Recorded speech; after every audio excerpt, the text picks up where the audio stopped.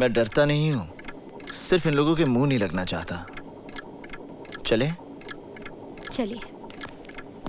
बहुत बहुत मुबारक हो दीक्षित जी, बिटिया का ब्याह तय हो गया। जी हाँ, रोहिणी जी घर पे नहीं है क्या? होम मिनिस्टर का दौरा होने वाला है ना, उसी के सिलसिले में जरा डीएम के ऑफिस तक गई हैं। अरे वीर सिंह सुखिया, हाँ जी। जरा जोर के हाथ मार के चमकाओ गाड़ी। संजय बाबू की गाड़ी एकदम साफ सुथरी दिखनी चाहिए। अगर गाड़ी चमकती हुई नजर ना आई तो 4 गालियां मुझे भी सुननी पड़ेंगी और 10 जूते तुम्हें भी खाने पड़ेंगे।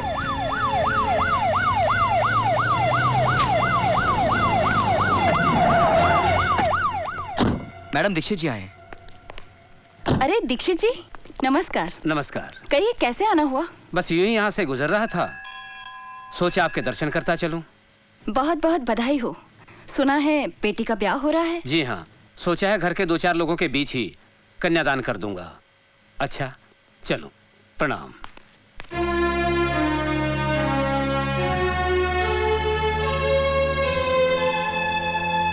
चाचा जी ने कहा है विवाह में जरूर आइएगा। अच्छा जी, नमस्ते। नमस्ते।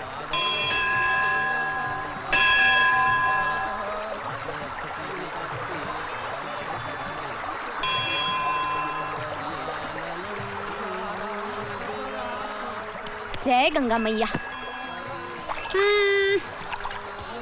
चलिए, हो गया गंगा स्नान। ये तो कौवा स्नान हुआ, गंगा स्नान ऐसा नहीं होता। तो फिर कैसे होता है? आप आइए गंगा जल में। नहीं नहीं, मैं फिसल जाऊंगी। अरे आइए आइए आइए आइए। पानी बहुत ठंडा है। हाँ वो तो है। बस बस बस, थैंक यू। पहली डुबकी आपके इष्ट देवता के नाम पर। अच्छा जी। दूसरी डुबकी आपके पूर्वजों के नाम पर। हाँ। तीसरी डुबकी आपके माता पिता और भाई बहन के नाम पर। चौथी डुबकी। क्या हुआ? कुछ नहीं। क्या हुआ निशा जी? बस अपनी बहन की याद आ गई। क्यों, आप एक दूसरे से बहुत प्यार करती हैं? जी हाँ, मैं उससे बहुत प्रेम करती हूँ, इसलिए वो हमेशा मेरे साथ रहती है। खैर चलिए ना, अब चलते हैं, बहुत ठंडी लग रही है। निशा जी। हाँ जी।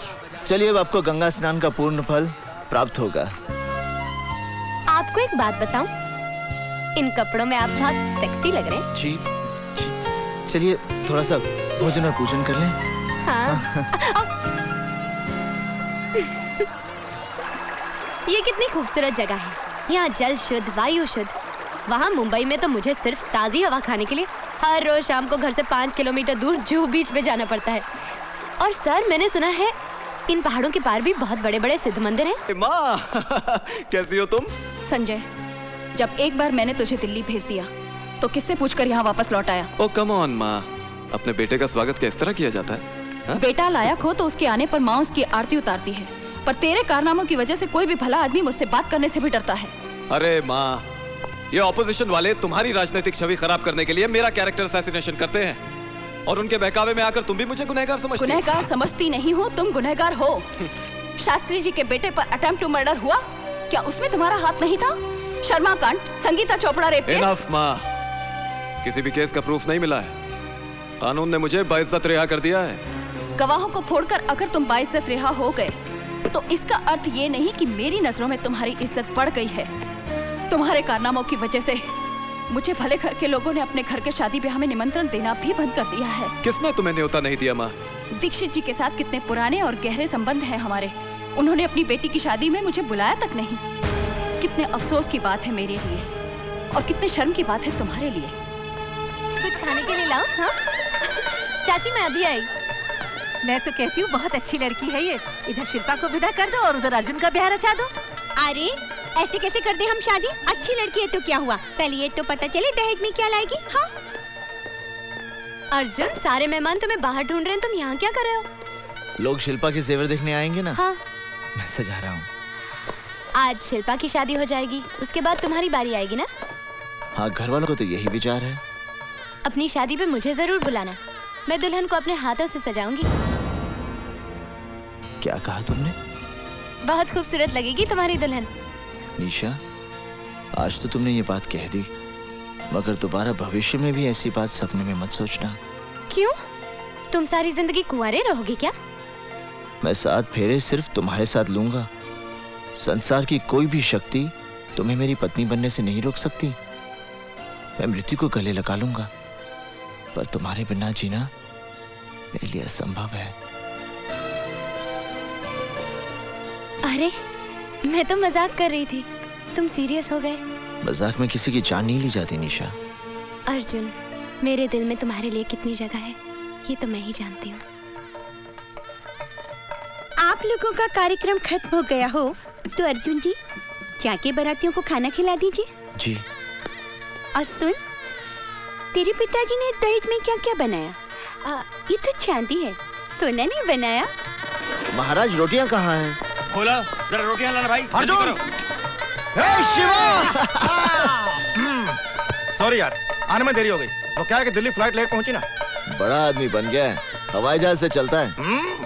मैं तेरी तरक्की से बहुत खुश हूँ। आराम से, शिल्पा बहन का तोहफा गिरा दिया ना। शिवा, ये रिवॉल्वर? छोड़ना यार, चल। शिवा, तू मुंबई में कोई उल्टे सीधे काम तो नहीं करता? ये दुनिया उतनी सीधी नहीं है अर्जुन, जितनी तुम समझ रहे हो। और बाकी अपने अपने जीने के तरीके हैं, बस। इसका मतलब है तुम्हारा तरीका गलत है।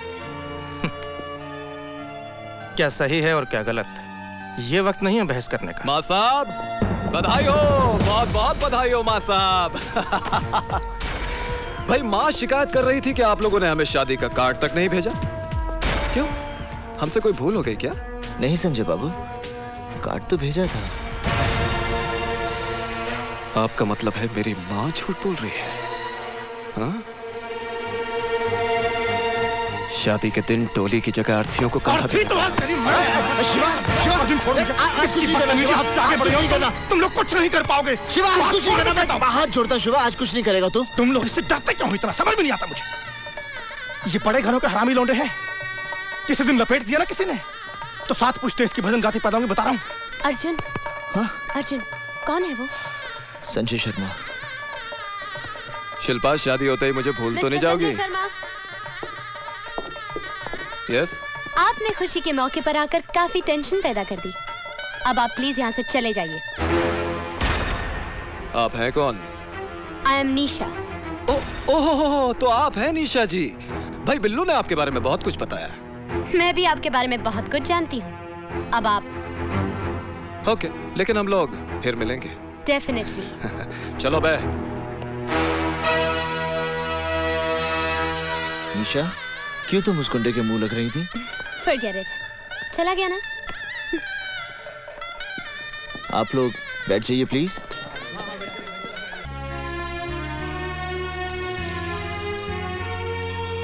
अच्छा लग रहा है ना हमारा Rishikesh?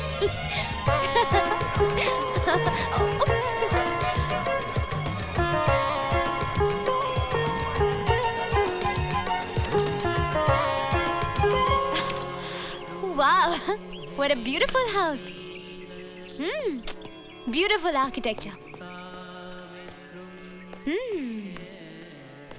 Wow. Pranam. Lovely. Nisha ji, welcome to my house. Oh, तो ये शानदार घर आपका है मिस्टर संजय शर्मा? जी हाँ मैडम। आप जैसे कॉकरोच को तो किसी गंदी नाली में पैदा होना चाहिए था। कहाँ ऐसे आलीशान मकान में पैदा हो गए? कॉकरोच की मिसाल अच्छी दी आपने। जब पूरी दुनिया खत्म हो जाएगी तो सिर्फ कॉकरोच ही जिंदा रहेंगे और नाजायज बच्चे पैदा करते रहेंगे। Stupid. अरे आप खड़ी क्यों है, बैठिए ना, मैं नीचे आता हूँ। निशा, यहाँ क्या कर रही हो? चलो। मैं वो, अरे मगर सुनो। बेवकूफ लड़की, जानती है संजय शर्मा का घर है? अब मुझे क्या पता कि ये उसी का घर है। हाँ, मिला भी तो संजय शर्मा का घर मिला। चलो। माँ साहब 1 मिनट। आप इनकी साइकिल ले जाइए, मैं इनको अपनी गाड़ी में छोड़ दूंगा। चलिए मैडम, चलिए। अरे क्या चलिए ना। मेरा हाथ छोड़िए। हाथ छोड़ने के लिए थोड़ी पकड़ा है, चलिए। संजय बाबू, आप क्यों जबरदस्ती कर रहे हैं? छोड़ दीजिए ना इनका हाथ। अच्छा। अबे ओ बिल्लू, अगर हमने इस कन्या का हाथ नहीं छोड़ा तो माँ साहब को बहुत गुस्सा आ जाएगा और वो हमें धक्का दे देंगे।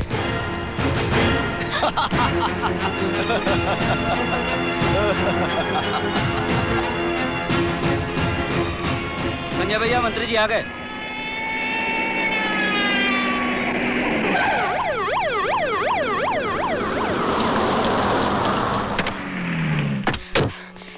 देखिए देखिए मंत्री जी, ये संजय शर्मा मुझे जबरदस्ती अपने साथ उठा के ले जाना चाहता है। क्या बात कर रही हैं आप? संजय बाबू तो बहुत ही शरीफ प्लीज इज्जतदार। Be quiet. उसने जबरदस्ती मेरा हाथ पकड़ा, उसे कुछ कहिए सर। तुम चिंता मत करो। कौन है वो लड़का? मंत्री जी, वो मेरा बेटा है। संजय, ये क्या तमाशा बना रखा है? अरे माँ, ये लड़की खुद चलकर यहाँ आई है। इसे मालूम था कि आज हमारे यहाँ होम मिनिस्टर साहब आने वाले हैं। मुझे तो लगता है माँ, ये ऑपोजिशन वालों की चाल है आपको बदनाम करने के लिए, जिसमें खामखा ये लड़की मुझे भी इन्वॉल्व कर रही है। ये झूठ बोल रहा है सर। आप चाहें तो प्रोफेसर दीक्षित से पूछ लीजिए ये क्या कर रहा था और उनको भी इसने किस तरह मैनहैंडल किया। एक सेकंड मैडम, एक सेकंड। माँ साहब, यहाँ आइए जरा।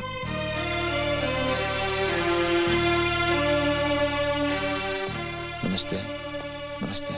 हाँ माँ साहब, सच बताइएगा, क्या मैंने इस लड़की के साथ कोई जोर जबरदस्ती की है या आपके साथ कोई हाथापाई की है? बोलिए, अरे बोलिए ना माँ साहब। जी नहीं। देख लिया माँ, मैं कह रहा था ना ये लड़की झूठ बोल रही। अरे ये सब पॉलिटिकल गेम्स हैं। चलिए अंदर चलिए। आइए मंत्री, आइए।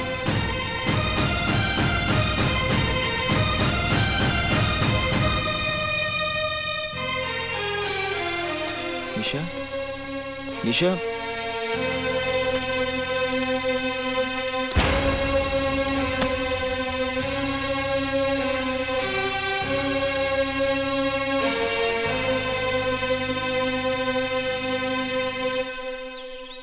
निशा, निशा, निशा। अर्जुन, तुम यहाँ क्यों आए हो?